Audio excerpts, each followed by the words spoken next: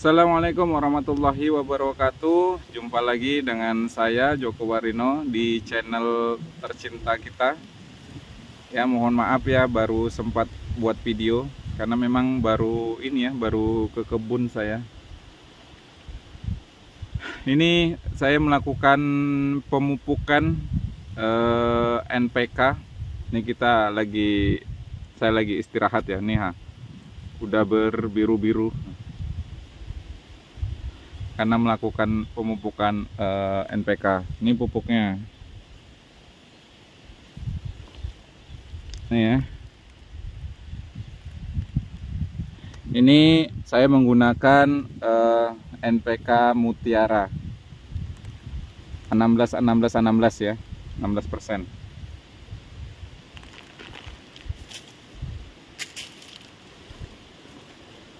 Jadi NPK ini sebenarnya ini ya, nggak tahu, orang-orang pada bilang pupuk Sultan. Mungkin karena memang harganya yang relatif lebih mahal dibandingkan dengan misalkan pupuk-pupuk misalkan tunggal ya.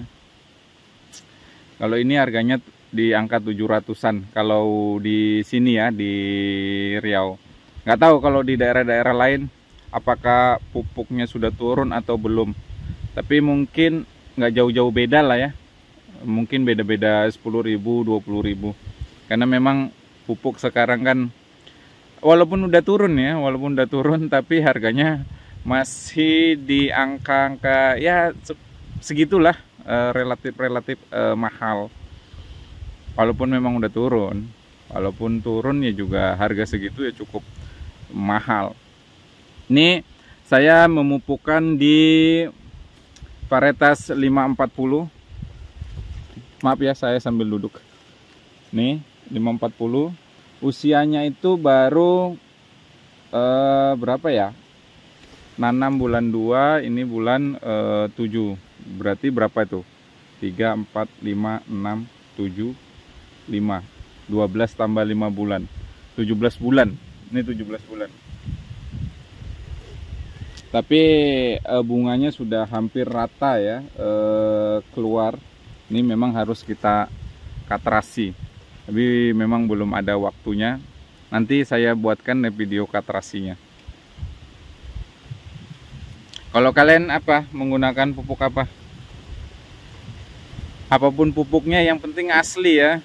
Kadang-kadang karena sekarang pupuk mahal, jadi banyak orang yang membuat pupuk-pupuk alternatif. Kadang-kadang alternatifnya nggak tahu ya, buatnya entah dari batu, digerus atau segala macam. Jadi kandungannya juga nggak tinggi lah. Ada di sini yang jual 200.000, tapi nggak tahu ya mereknya apa. Tapi ternyata setelah dicek kandungannya, ya kandungannya itu 0. Nah itu artinya kan menipu ya. NPK ini kan apa sih sebenarnya fungsinya? NPK itu kan ada nitrogen, fosfor, dan NPK kalium ya. Jadi kalau secara keseluruhan ya, secara umum fungsinya itu untuk yang pertama tentunya sebagai masa vegetatifnya ya. Masa vegetatifnya baik yang memproses metabolisme di dalam tanaman kelapa sawit itu sendiri. Kemudian juga penguatan akar, pembesaran batang. Kemudian juga bisa juga untuk pembungaan ya, pembesaran buah. Kalau kita memberikannya di tanaman-tanaman yang sudah produksi, nah itu bagus sekali untuk proses pembungaan, pembesaran buah, dan pemasakan buah. Kalau kita memberikan tanaman yang belum menghasilkan, itu diharapkan penguatan akar ya, dari fosfornya. Kemudian ketahanan batangnya, pembesaran batang itu dari kaliumnya. Kemudian proses vegetatif yang pertinggian tanaman itu dari nitrogennya. Tapi ini tengoklah, ini sudah berbunga-bunga seperti ini, malah udah besar dia. 1, 2, 3, 4, 5, 6 keliling ya. Ini memang harus dibuang. Tujuannya biar apa yang kita kasihkan pupuk itu langsung untuk pembesaran bonggol. Kalau usia-usia di bawah 2 tahun ya, atau di bawah 3 tahun lah ya, yang belum hasilnya belum diambil, itu diharuskan kita memperbesar ininya, lingkar tanaman ataupun bonggolnya. Yang ininya, bonggol ini. Ini. Kalau bonggolnya besar, diharapkan nanti pada usia-usia panen dia bisa menopang buah yang besar dan buah yang banyak. Kalau ininya kecil kan, misalkan usia-usia 5 tahun, batangnya lingkar, batangnya kecil kan, tentunya buah yang dihasilkan juga akan kecil. Nah, diharapkan itu dalam proses kita menanam sawit pada usia-usia belum tanam itu, belum menghasilkan ya. Jadi itulah, ini juga udah semak, mau kita bersihkan, karena faktor semak ini juga ini ya, mempengaruhi tanaman kelapa sawit. Salah satunya hama dan penyakit tuh mudah datang, misalkan kumbang ya, kumbang, kemudian busuk, pucuk itu juga, apalagi tanaman-tanaman yang ini ya, yang baru-baru tanam ataupun tanaman-tanaman yang di bawah 2 tahun itu kan rentan. Ya harus rajin-rajin aja lah ya. Aduh, ini kita lagi istirahat dulu. Ini udah jam berapa ini? Jam 10-an kayaknya. Kita dari tadi pagi ya. Yang di sini ini nggak lebar, ini hanya 1 hektaran lah kurang lebih. Dia hanya 1 sak aja ya. Oh ya, dosisnya ya. Untuk dosis kita memberikannya 1 sampai 2 on ya. Berarti 1 genggam sampai 2 genggam lah. Karena kan ini masih kecil. Kecuali nanti kalau sudah produksi itu bisa sampai 1 kilo per tanaman. Atau 1,5 kilo ya per tahunnya. Tapi kan nanti kita bantu juga, saya bantu pupuk juga dengan urea, KCL, kemudian TSP ya. Jadi bukan hanya dari NPK aja. Ini biar komplit aja ya. Biar komplit aja.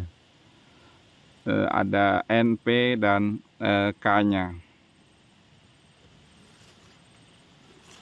Oke, mungkin kita lanjut lagi, ini tinggal 1 baris ke sana. 1 baris. Nggak terlalu banyak, mungkin beberapa pohon lagi lah.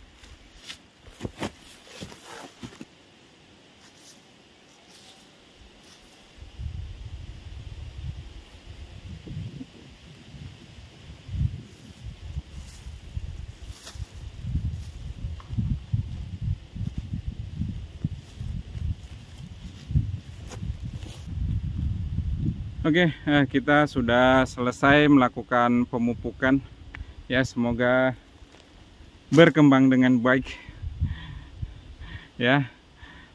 Untuk kalian semua yang punya kebun sawit, semoga bisa juga melakukan perawatan dengan baik agar pertumbuhan sawit juga bisa baik lah ya.